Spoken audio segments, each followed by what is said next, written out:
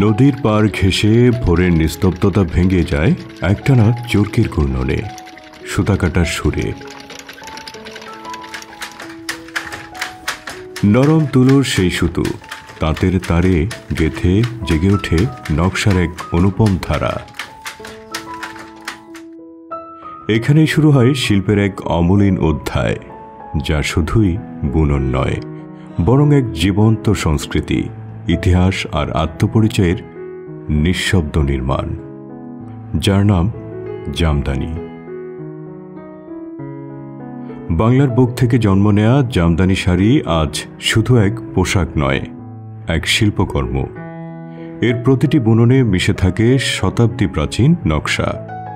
প্রতিটি ফোর যেন এক একটা কাহিনী বলে যায়। জামদানির শিকড় অনেক গভীর। ইতিহাস বলছে, মুঘল আমলে ধুপিয়ান ও সোনারগাঁও অঞ্চলের তাঁতিরা মসলিনের সূক্ষ্মতা আর কারুকার্যকে এক নতুন মাত্রা দেন।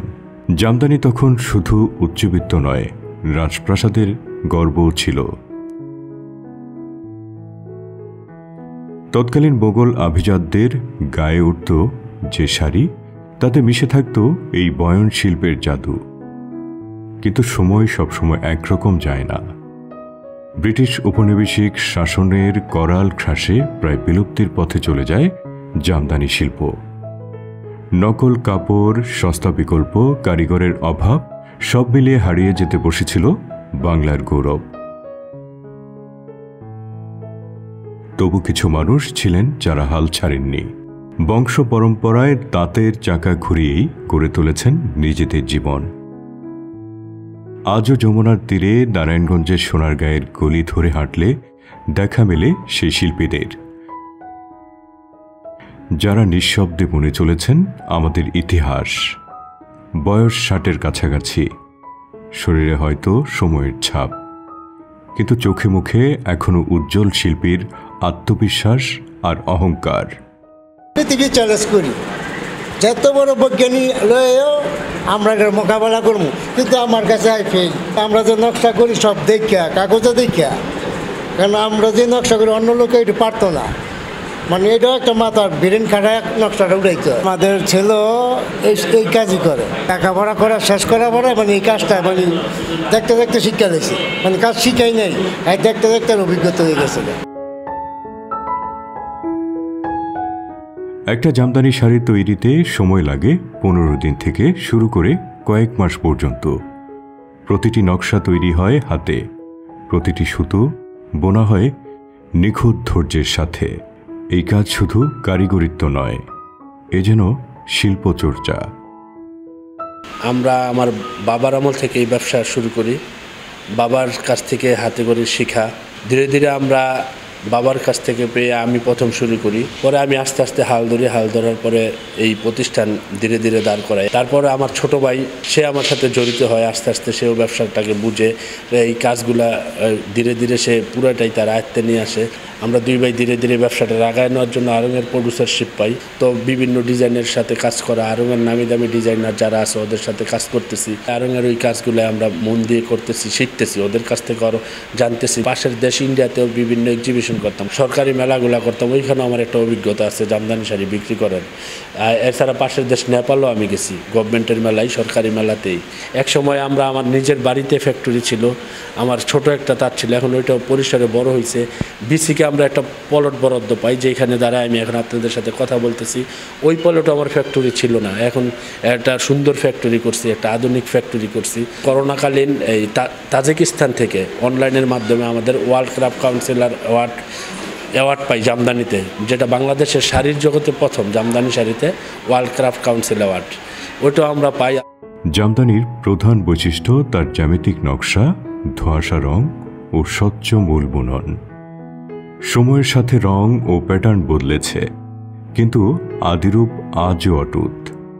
এতে সাধারণত 80 থেকে 100 কাউন্টের তোলা সুতো মূল বুননের জন্য, আর 120 থেকে 200 কাউন্টের মসৃণ সুতো নকশার জন্য ব্যবহৃত হয়। সুতোর এই তারতম্যই জামদানিকে একযুগে সূক্ষ্ম, মসৃণ ও অলংকারময় করে তোলে। আমাদের শাড়িটা হলো ঐতিহ্য। বাঙালি নারী হিসেবে শাড়ির কোনো বিকল্প নাই। শাড়ি মানেই হলো নারী, শাড়ি আমাদের পছন্দ। শাড়ি পরতে আসলে আলাদা রকম একটা অনুভূতি কাজ করে, ভালো লাগা কাজ করে। অন্যান্য ড্রেস আউটফিট বলেন ওগুলোতে তেমন লাগে না। সত্যি কথা বলতে আমরা বাঙালি নারীদের তো শাড়িটাই আসল, মানে শাড়িতেই তারা সুন্দর, শাড়িতেই অনন্য। সো আমি তো অলওয়েজ শাড়ি প্রেফার করব। আর জামদানি তো আমাদের ঐতিহ্য, সেটা আমাদের সম্পদ, আমাদের কালচারের মধ্যে এটা মিশে আছে। সো আমি তো অবভিয়াসলি জামদানি তো পরবই, অকেশনে তো পরা হয়। 2016 সালে বাংলাদেশ ঐতিহ্যবাহী জামদানিকে জিওগ্রাফিক্যাল ইন্ডেকশন জিআই পণ্য হিসেবে স্বীকৃতি দেয়া হয়। এটি ছিল বাংলাদেশের জন্য একটি গুরুত্বপূর্ণ ও ঐতিহাসিক অর্জন, যা শুধু জামদানির খ্যাতিকেই নয়, এর উৎপাদকদেরও আন্তর্জাতিক পরিসরে পরিচিতির সুযোগ এনে দিয়েছে। বিশেষজ্ঞদের মতে সঠিক পরিকল্পনা ও ব্যবস্থাপনায় জামদানি হতে পারে অর্থনৈতিক অগ্রগতির পাশাপাশি ঐতিহ্যের সংরক্ষণের গুরুত্বপূর্ণ মাধ্যম। একটা জাতি হিসেবে অর্থনৈতিক বলেন আর যেভাবেই বলেন না কেন, কখনো সমৃদ্ধ হতে পারবেন না যদি না নিজস্ব পণ্যে সমৃদ্ধতা লাভ করতে না পারেন। নিজের প্রোডাকশান লাগবে, নিজের ফুড লাগবে। আমরা বছরে যে পরিমাণ বস্ত্র আমাদের প্রয়োজন হয় তার সবটা কিন্তু আমরা প্রোডাকশান করতে পারি না, আমাদের বিদেশ থেকে আমদানি করতে হয়। এখন এই যে জিআই পণ্য, যে জামদানি শাড়ি, কাতান শাড়ি এবং লোকাল আমাদের টাঙ্গাইলের শাড়ি তো আছেই। এখন দেখেন আমাদের অনেক সম্ভাবনাময়। 2015 সালের সময় ইন্ডিয়াতে একটা মেলায় আমাদের এই কাতান এবং টাঙ্গাইলের শাড়িকে উপস্থাপন করা হয়েছিল কলকাতায়, এবং যেই 10 দিনের টার্গেট নিয়ে আমরা গেছি বিক্রি করব, কিন্তু দেখা গেল যে 2 দিনে আমাদের শাড়ি বিক্রি হয়ে গেছে। তেমন কি চাহিদা আছে। জিআই পণ্য আমার সম্মান, আমার ঐতিহ্য, আমি এটা রক্ষা করতে চাই। আমার এটি বাঁচালে আমার দেশের অসংখ্য মানুষের কর্মসংস্থান হবে, বৈদেশিক মুদ্রা অর্জন করা সম্ভব হবে এবং আমার দেশটা বিশ্ব দরবারে প্রতিস্থাপন করা সুযোগ হবে। এই স্বীকৃতি শুধু নামমাত্র নয়, জামদানি তাঁতিদের জন্য এটি এক গর্ব, আত্মবিশ্বাসের প্রতীক। আন্তর্জাতিক বাজারেও এখন তারা নিজেদের তুলে ধরছেন নতুন পরিচয়ে। জামদানি শিল্পের সেই ঐতিহ্য ও সম্ভাবনাকে ঘিরেই বেসিকের তত্ত্বাবধানে নেওয়া হয়েছে একাধিক উন্নয়নমূলক উদ্যোগ। বর্তমানে যারা তাঁতি রয়েছে তাদের থেকে আসলে বংশ পরম্পরায় আবার নতুন তাঁতি হওয়ার যে বিষয়টা, এটা অনেকটাই হ্রাস পেয়েছে। এই বিষয়ে হচ্ছে আমরা যেটা করছি, প্রতি বছর 32 জনকে প্রশিক্ষণ দেওয়ার যে প্ল্যান আমরা হাতে নিয়েছি। এর পাশাপাশি আরও কিছু পদক্ষেপ নেওয়া দরকার। পাশাপাশি প্রশিক্ষণের আওতা আরও বাড়ানো যেতে পারে। পাশাপাশি হচ্ছে যেটা দরকার সেটা হচ্ছে তাঁতিদের আসলে সুযোগ সুবিধা বৃদ্ধি করে তাদেরকে এই পেশায় আকৃষ্ট করা যেতে পারে। সেই ব্যাপারে হয়তো যদি সরকার পদক্ষেপ নেয়, তাহলে আসলে যারা জামদানি শিল্পের সাথে জড়িত হতে চায় তারা যদি আসলে নিশ্চয়তা পায় যে এখানে আসলে তাদের রুটি রুজির পরিমাণ যথেষ্ট হবে, তাহলে আশা করা যায় এই শিল্পটা টিকিয়ে রাখা আরও বেশি সহজ হবে। তবে এই শিল্প এখনও বহু চ্যালেঞ্জের মুখে। মেশিনের তৈরি অনুকরণ, সঠিক মূল্য না পাওয়া, কাঁচামালের দামের ঊর্ধ্বগতি, তাঁতিদের জীবন অনেকটাই অনিশ্চিত। জামদানি শুধু শাড়ি নয়, এক জীবন্ত ঐতিহ্য। এটি একটি জাতির গর্ব, এক শিল্পের নিঃশব্দ কাব্য। প্রতিটি সুতোয় বোনা হয় ইতিহাস, প্রতিটি নকশায় মাটির গন্ধ আর আত্মার আবেগ। তাঁতির নিঃশব্দ শ্রমে জেগে ওঠে শতাব্দীর ঐতিহ্য, যেখানে শৈল্পিকতা আর সংস্কৃতি চলে পাশাপাশি।